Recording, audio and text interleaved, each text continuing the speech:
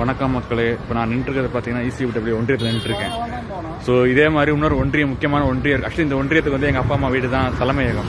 So அதே மாதிரி வந்து நம்ம எல்லாருக்குமே வந்து ஒரு தலைமையகமாக இருக்க ஒன்றியம் வந்து நம்ம சூரிய பகவான் தான். மல்டிவர்ஸ் தான். பிகாஸ் நம்ம வந்து உலகம் சொல்லி பூமியை சொல்கிறோம். அதாவது பூமி வந்து அம்மா உலகம். நீங்கள் அப்பா அம்மா ரெண்டுமே தெரிஞ்சுக்கணும். அம்மா மட்டும் மக்கள் பூமி வசதி தெரிஞ்சுக்கங்க, அப்பா பற்றி தெரிஞ்சுக்கோங்க.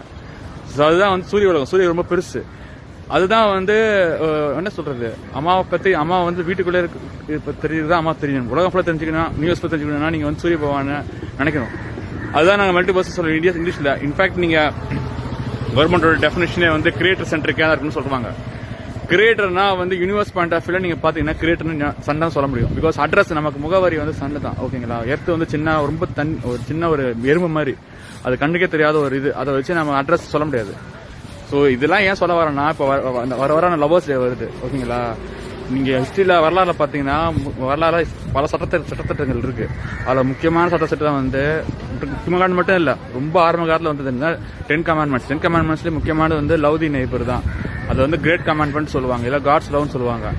அந்த நம்பர் 1 அந்த சட்டம் இருந்தது. லவ் தி நெய்பர்னா சுற்றம் நட்பு எல்லாரும் லவ் பண்ணுறது தான். ஆல்ரெடி நம்ம லவ் பண்ணா கூட ஆலே ஒருத்தங்க யூனிவர்ஸ் லவ் பண்ணிட்டு இருக்கு, நம்ம சூரிய பகவான் லவ் பண்ணிட்டு இருக்கு, மல்டிவர்ஸ் லவ் பண்ணிட்டு இருக்கு. அப்படியே நம்ம அதுக்கு சேர்ந்து நம்ம ஈஸியாக பயணிச்சாலே எல்லாருக்கும் நல்லது பண்ணலாம். நம்ம அல்டிமேட் கோல் வந்து லைஃப்ல வந்து எல்லாருக்கும் நல்லது பண்றது, லைஃப் டைம் சேஃப்டி ப்ரொவைட் பண்றது. ஓகேங்களா? அதுதான் இருக்கணும். அதுக்கு நான் சொல்ல வரல, அதுதான் முன்னோர் சொன்னாங்க. அதுதான் இத்தனை நாளைக்கு ஒர்க் ஆச்சு. ஒரு நல்ல மாடலு, எல்லாருக்கும் அக்செப்ட் பண்ற மாடலு, அது வந்து ஒர்க் ஆகிற மாடலு, அந்த மாதிரி மாடலை ஃபாலோ பண்றது தான் நமக்கு நல்லது.